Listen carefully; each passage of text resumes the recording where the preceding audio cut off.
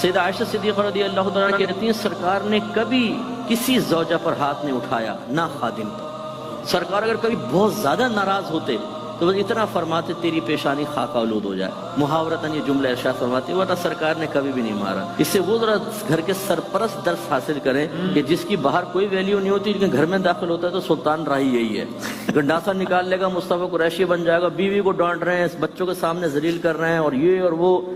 یہ بھی ایک تکبر ہے۔ بیوی کو محکومہ ضرور بنایا گیا ہے، اللہ نے ہمیں حاکم بنایا ہے، لیکن میرے آقا صلی اللہ علیہ وسلم اپنے ازواج مطہرات کے ساتھ کیسے تھے